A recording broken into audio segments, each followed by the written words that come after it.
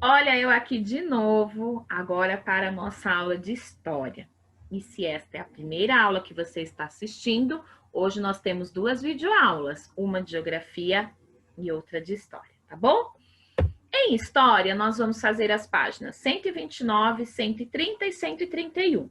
E também a Pro irá explicar a lição de casa 1, página 146. Vamos lá? Abra o seu caderno na página 129. Onde encontramos a história de um tempo passado? Nós já conversamos bastante sobre isso, não é mesmo? Lembram das fontes históricas? Através das fontes históricas, nós podemos investigar um tempo passado. Aprendemos que é muito importante conservar e guardar coisas do passado, pois elas contam histórias de um determinado tempo. Então, vamos usar um exemplo aqui de quando você era bebê. O papai e a mamãe fotografaram, não foi? E eles guardam essas fotografias com muito carinho, com muito amor, porque contam a sua história do tempo que você era bebê. E é importante conhecer a nossa história. Devemos protegê-las contra a destruição causada pelo tempo e pelas pessoas, e, ao mesmo tempo, deixá-las acessíveis àqueles que se interessam em fazer pesquisas. Então, a história de um lugar, de um país, de um bairro, de uma cidade, deve ser guardada e protegida com muito cuidado. Mas, ao mesmo tempo, também tem que estar acessível às pessoas que querem conhecer aquela história. E nós podemos buscar informações do passado em fontes históricas. As fotografias nos mostram, por exemplo, como as pessoas se vestiam em um determinado tempo. Os monumentos e construções, então os monumentos contam histórias. Se eles estão naquele local, tem um motivo, tem uma história. Os relatos orais, então as pessoas mais antigas vão contando os relatos de como era na época delas, como era aquele bairro, como era aquela cidade. Assim todos vão conhecendo aquela história. Os jornais, revistas e livros também contam sobre o passado de uma forma escrita, e os objetos mostram como as pessoas viviam naquele tempo determinado. E as pinturas também são fontes históricas riquíssimas, porque houve um tempo que não havia fotografias, máquinas fotográficas, e as pessoas registravam o seu dia a dia, os seus sentimentos e também a natureza através de pinturas. Agora, no exercício 1 da página 130, encontre no diagrama abaixo o nome de 6 fontes possíveis de encontrar informações sobre o passado ou do presente. Pinte-as com cores diferentes. Então, algumas dessas fontes históricas estão aqui nesse diagrama, tá? Pause o vídeo, tente encontrá-las e daqui a pouco despause que a Pro irá corrigir. Então vamos lá? Conseguiu encontrar? Encontrou as 6? Não? Encontrou só algumas? Não tem problema. Vamos lá, ó. A primeira, objetos, certo? Segunda, jornais. Terceira, revistas. Quarta, livros. Quinta, fotografias. E a sexta, pinturas. Então, veja se você encontrou todas. Pinte uma de cada cor, tá bom? Se você ainda não pintou, pause o vídeo e faça essa pintura agora. Ainda na página 130, exercício número 2. Leia o trecho do livro do Dr. Drauzio Varela. Acompanhe a leitura com a Pro. O Brás era um bairro cinzento, com ruas de paralelepípedo e poucos automóveis. Como não existiam prédios, de toda parte viam-se chaminés e as torres da igreja de Santo Antônio apontando para o céu. Drauzio era um antigo morador do bairro do Brás, na cidade de São Paulo. Se fôssemos pessoalmente consultá-lo para conhecer um pouco mais da história do bairro, essa conversa estaria adequada a que tipo de fonte histórica? Assinale a alternativa correta. Então, se ao invés de você ler esse relato, você fosse conversar direto com o Dr. Drauzio Varela, que fonte histórica seria? Seria um registro de jornais e revistas ou seria um relato oral? Isso mesmo, um relato oral. Você estaria conversando com ele oralmente, ele estaria contando para você, você não estaria lendo, ok? Então, faça um X em relato oral. Página 131, exercício 3. Observe o monumento da independência do Brasil. Ele representa parte da história do nosso país.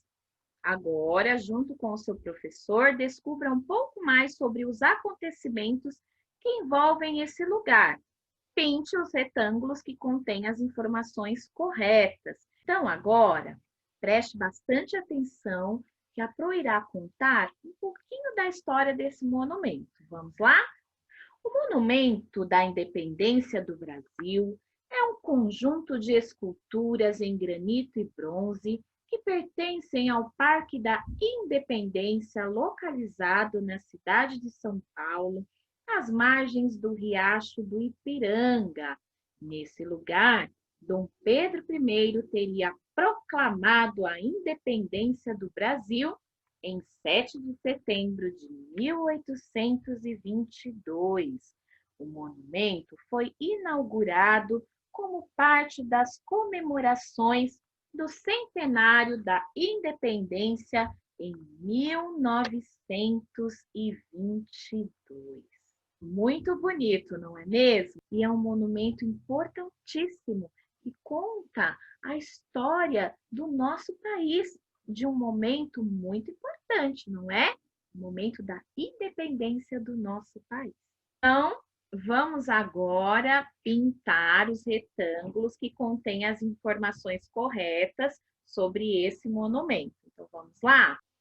Esse monumento foi erguido às margens do rio Ipiranga.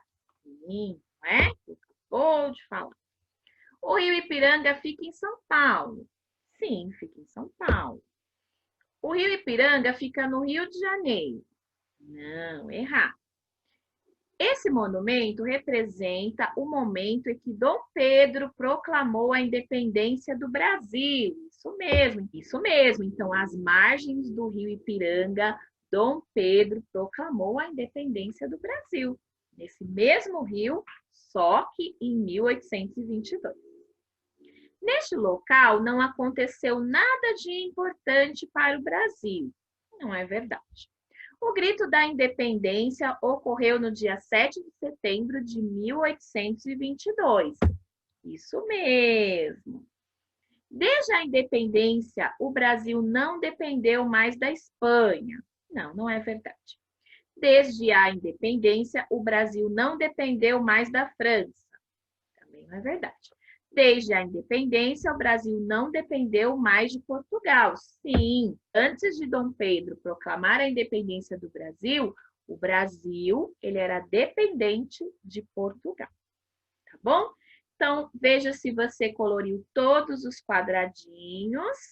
Se não, você pausa o vídeo e agora é hora de colorir. Ok? Depois de perceber quanta história guarda um monumento, qual é a importância da preservação desses locais? Agora que você já conhece a história desse monumento, por que é tão importante preservar esses locais, esses monumentos que contam a história do nosso país, a história de uma pessoa importante para o nosso país, a história de um acontecimento? Por que é importante preservar? Porque é importante que as pessoas não sujem, não destruam esses monumentos. O que você acha? Olha, vamos pensar que daqui 40 anos esse monumento ainda exista. Olha quantas pessoas vão ter a oportunidade de ir até esse lugar e conhecer a história do nosso país, em saber que naquele lugar um dia aconteceu o marco da independência do nosso país. Por isso, os monumentos, eles precisam ser preservados porque eles contam a história de um tempo passado e todos têm o direito de conhecer, certo? Então, agora você pausa o vídeo, faça o registro, você pode fazer o registro assim como a Pro fez, ou você pode escrever com as suas palavras, ok? Agora, ainda no caderno de história, abra o seu caderno na página 146, que a Pro irá explicar a lição de casa. Hora de investigar. Uma pesquisa com um de seus familiares e peça que lhe conte uma história interessante sobre sua cidade. Pode ser sobre um acontecimento, uma experiência vivida ou uma curiosidade. Então, agora você vai ser um repórter, você vai entrevistar um familiar e vai perguntar para ele ou para ela um acontecimento ou alguma coisa que essa pessoa viveu na cidade onde vocês moram. Ou, de repente, se a pessoa conhece uma curiosidade sobre essa cidade, pode ser até uma coisa que essa pessoa viveu, assim, uma coisa que aconteceu com ela na cidade, tá bom?